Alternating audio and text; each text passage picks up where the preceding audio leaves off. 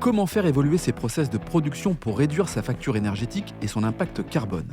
La réponse dans Bâtiment du futur, le podcast qui rassemble celles et ceux qui s'engagent dans la transition énergétique. Cette semaine, Marc Ciari, PDG de la Compagnie des pâtissiers, revient sur sa quête d'outils modernes pour une meilleure efficacité énergétique. Comment suivre et corriger les pertes énergétiques? Que mettre en place pour produire sa propre énergie? Ou encore comment embarquer ses équipes pour mettre en place une transition durable? Marc nous partage son ambition de décarboner le secteur de la pâtisserie. Bâtiment du futur, un format proposé par Schneider Electric. Bonjour Marc. Bonjour Laurent. Alors Marc, je suis ravi de t'accueillir ici, à Energy Time, en plein cœur de Paris, l'événement annuel de l'excellence énergétique, dans le studio réalisé pour l'occasion par Schneider Electric. Alors, tu es le PDG de Compagnie des pâtissiers, déjà ça laisse rêver ce nom, et dont la mission est de produire de la pâtisserie française de qualité pour le plus grand nombre. Bon, belle mission, mais concrètement, c'est quoi la Compagnie des pâtissiers? D'abord, c'est 160 personnes, c'est 2 usines. Ouais. C'est une mission, à savoir un métier qui est assez simple et compliqué. Nous connaissons le process des artisans.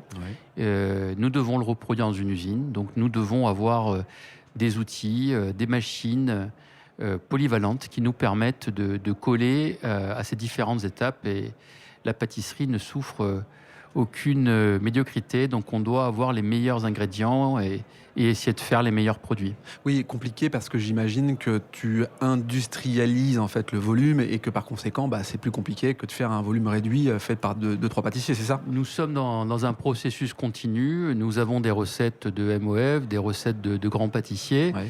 et nous produisons 10 000 fonds de tartelettes à l'heure. Nous produisons des quantités importantes de flan, 2 tonnes à l'heure. Du coup, effectivement, ce qui est compliqué, c'est de trouver l'équipement qui permettra de produire à ces cadences-là, tout en respectant le process que l'on peut retrouver dans une boutique. Bon, alors j'imagine qu'effectivement, il y a plein de solutions, plein de process, mais j'avais envie de faire un focus sur une thématique qui nous est propre et chère à tous, l'énergie, la sobriété énergétique. Alors, le secteur de la BVP, boulangerie, viennoiserie, pâtisserie, forcément, elle est très consommatrice d'énergie. Les fours de 140 degrés, j'imagine, tournent toute la journée sur les 3-8, puisque ton entreprise tourne en 3-8 sur certaines chaînes. Et puis, en plus de ça, il y a les chambres froides. Donc, d'un côté, il y a l'énergie pour des fours, et puis il y a les chambres froides. Donc, tu cumules les 2 types d'énergie. Comment tu fais pour faire des économies d'énergie te concernant? Alors, tout d'abord, avec, je dirais, des gestes pleins de bon sens. Mais c'est vrai qu'aujourd'hui, enfin, jusqu'à très peu de temps, l'énergie était... On faisait attention, mais ce n'était pas une ligne du budget sur laquelle on avait une grande préoccupation. Je pense que maintenant, l'énergie devient un coût au même titre que le beurre ou la farine ou le sucre. Et donc, on doit être extrêmement vigilant. Donc, on s'est retrouvé propulsé dans cette problématique de crise de l'énergie, du crise du coût de l'énergie. Et donc, on doit être malin. On doit d'abord savoir comment appréhender le problème. On doit savoir comment le gérer.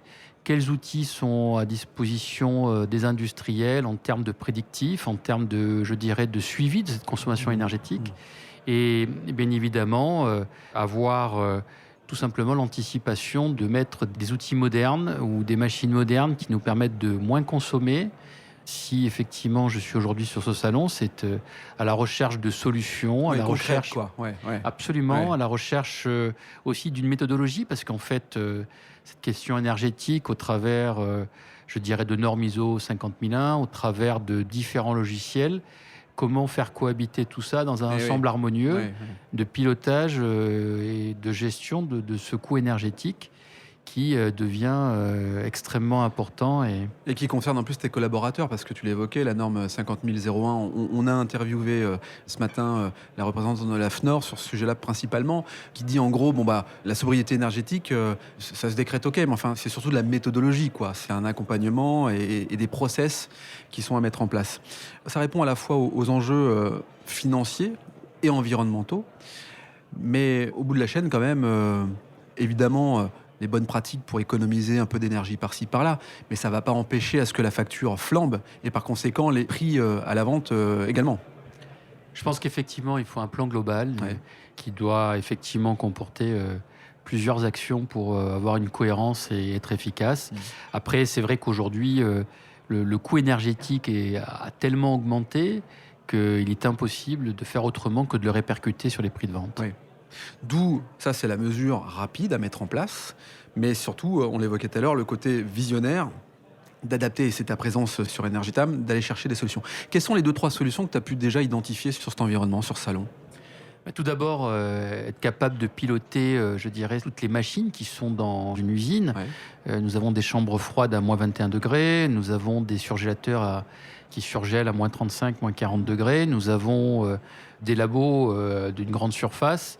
D'abord des solutions de pilotage énergétique qui nous permettent, au travers de capteurs, au travers de dashboards, de savoir où il y aurait des dérives, et des outils qui nous permettraient d'avoir des plans d'action pour réduire et pour corriger une déviation qui ne serait pas prévue.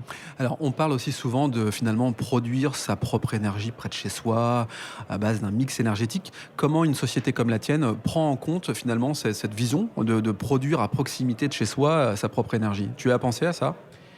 Nous sommes en plein dedans, puisque l'ADEME nous a permis de faire un audit qui sera effectif d'ici 15 jours.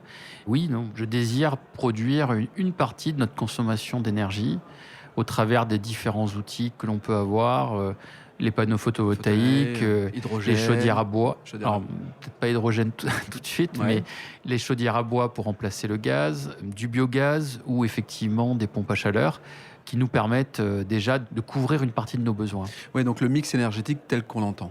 Là, on parle très clairement de transformation. Enfin, face à cette crise, on doit se transformer. Il n'y a pas à faire un autre choix que de cela. Se transformer, c'est aussi embarquer ses équipes, les collaborateurs. Tu en as un certain nombre. Comment ils l'interprètent et comment vas-tu faire pour finalement ils puissent être sensibilisés à tout cela ? On a déjà une démarche RSE qui inclut la partie énergétique, puisque d'ailleurs on vient d'être certifié PME+, le label de la FEF. Très bien. Donc, dans les enjeux qu'on s'était fixés, il y a la réduction de la consommation d'énergie, tout simplement aussi pour le bilan carbone que ça peut représenter. Bon, sauf qu'en pâtisserie, ce sont les intrants qui génèrent le plus de CO2. Donc, oui, il y a des groupes de travail déjà qui sont sur plusieurs thématiques. Je dirais, à l'issue de ce salon, un monsieur énergie au sein de notre entreprise pour avoir une vision sur les 2 sites et je dirais centraliser et coordonner toute l'action sur la réduction de la consommation d'énergie me paraît être quelque chose d'important à mettre en place si on veut là aussi ne pas avoir une multitude d'actions diffuses et bien un plan cohérent. Ah oui, donc ça c'est concret. Un monsieur énergie pour centraliser, organiser et faire attention aux éventuelles dérives qu'il pourrait y avoir finalement sur la facture du consommateur final. Si j'entends, c'est un peu cela. La maîtrise des coûts est essentielle aujourd'hui. Les clients veulent le meilleur produit, mais aussi le meilleur rapport qualité-prix. Les clients, mais surtout les consommateurs. Est-ce que ces démarches-là, un peu obligatoires quand même, enfin chacun a le choix de faire ce qu'il veut, mais ça te donne aussi finalement un coup d'avance sur une concurrence, c'est-à-dire que penser à l'avenir, t'équiper en fonction, pourrait permettre aussi d'être un avantage concurrentiel. On est une PME, comme je disais, mais j'ai jamais pensé qu'on devait être moins 10 ans par rapport à notre taille. Donc on fait aussi les choses par conviction. On est tous citoyens et il faut effectivement, je dirais, outre la maîtrise des prix, c'est surtout la maîtrise vis-à-vis de notre environnement, de cette consommation de CO2 qui dégénère déjà de multiples problèmes. Bon Marc, merci pour cet éclairage. On est sur donc le studio de podcast Schneider Electric. Qu'est-ce que tu viens chercher quand tu vas à la rencontre des collaborateurs de Schneider Electric ? Tout d'abord, une solution globale. Je pense qu'aujourd'hui, des PME comme la nôtre, on souhaite aller vers de grands acteurs qui nous apportent des solutions fiables, pérennes, qui nous permettent, je dirais, de pas trop se poser la question sur la pertinence des outils. On va chercher le conseil et la signature d'une grande société qui est rassurante dans une démarche telle que nous voulons entreprendre. Bon, on ne pouvait pas faire une meilleure conclusion que celle-ci. Merci Marc d'avoir participé au podcast ici sur Energytime et je te dis à très bientôt. À très bientôt Laurent, au revoir. Si cet épisode vous donne envie d'aller plus loin, c'est l'occasion d'en parler à Antoine Chart, directeur national des ventes. Bonjour Antoine. Bonjour Laurent. Antoine, peux-tu nous dire comment passer de l'idée aux actes lorsque l'on veut se transformer ? Laurent, c'est très simple. Les sujets de transformation digitale, de décarbonation et d'électrification sont au cœur de la stratégie Schneider Electric. Et comme on a pu l'entendre dans ce podcast, l'ambition de Schneider Electric est d'accompagner les entreprises du territoire sur ces enjeux de transformation. Pour entrer en contact avec nous, rien de plus simple, le site internet www.se.com ou mon profil LinkedIn où je me ferai un plaisir de vous répondre. C'est très simple. Merci Antoine. Merci Laurent.